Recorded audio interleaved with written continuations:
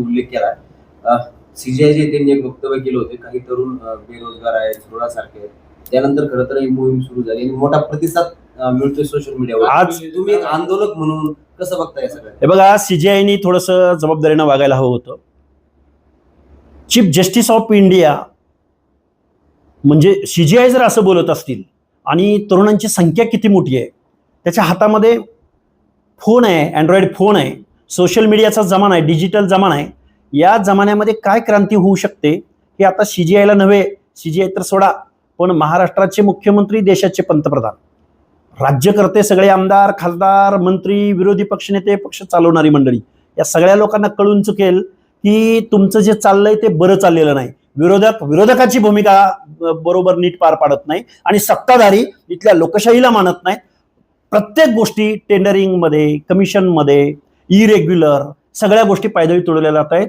जर तुम्ही या युथ जनरेशनला, जेन झीला जर समजून नाही घेतलं तर तुमच्यावर सुनामी समुद्रामार्गे येईल, आभाळातून येईल की अजून कुठल्या मार्गाने येईल याची तुम्ही कल्पना सुद्धा करू शकत नाही. सीजेपीच्या माध्यमातून तरुणाचा आक्रोश व्यक्त होतोय का देश? अरे आक्रोश नाही, ही सगळी माणसं धुळीला मिळालेली असतील. बरं, ही जी काही कॉक्रोच जनता पार्टीच्या माध्यमातून तरुणांच्या मनामधली भडास व्यक्त केली जातोय, आज प्रत्येक माणूस उठतोय आणि मी कॉक्रोच जनता पार्टीचा सदस्य आहे म्हणतोय आणि तो सोशल मीडियाला टाकतोय. त्यामुळं एका क्लिकवर जग एकत्र आलेलं आहे. त्यामुळे सत्ताधाऱ्यांनो, तुम्हाला घरी बसवायला ही नवीन पिढी, ही जेन झी तुम्हाला मागं पुढं बघणार नाही. त्यामुळे सावध असा, नाहीतर तुमचा कार्यक्रम करेक्ट होईल. 29ला हे बघा, ही जेन झी आहे ना, या जेन झीला इथली सिविक सेन्स द्या. आता माझा इंग्लिश शब्द कसा आहे बघा, सिविक सेन्स जर त्यांच्याकडे नसेल तर इथं लोकशाही राहिली बाजूला, मतदान राहिलं बाजूला, सत्ता परिवर्तन राहिलं बाजूला. नेपाळमध्ये ज्या पद्धतीनं उठाव झाला, क्रांती झाली, त्या पद्धतीनं हा देश सुद्धा क्रांतीच्या उंबरट्यावर उभा आहे.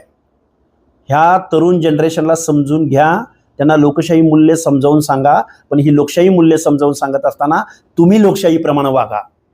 नाहीतर तुम्ही सगळ्या कॉर्पोरेट वर्ल्डचं जर राजकारण करत असाल तर ग्रामीण भागामध्ये काय चालू आहे, दीनदलिताकडे काय चालू आहे, भटक्या विमुक्तांचं काय चालू आहे, शेतकऱ्यांचं काय चालू आहे, या सगळ्या गोष्टींचा जर तुम्ही एका बाजूला लाखो करोड रुपयांचे प्रोजेक्ट करता, लाडकी बहिणी योजनेच्या हेडखाली तुम्ही 30-35 हजार कोटी रुपये वर्षाला देता, पण तरुणांच्या हाताला रोजगार उपलब्ध होत नाही.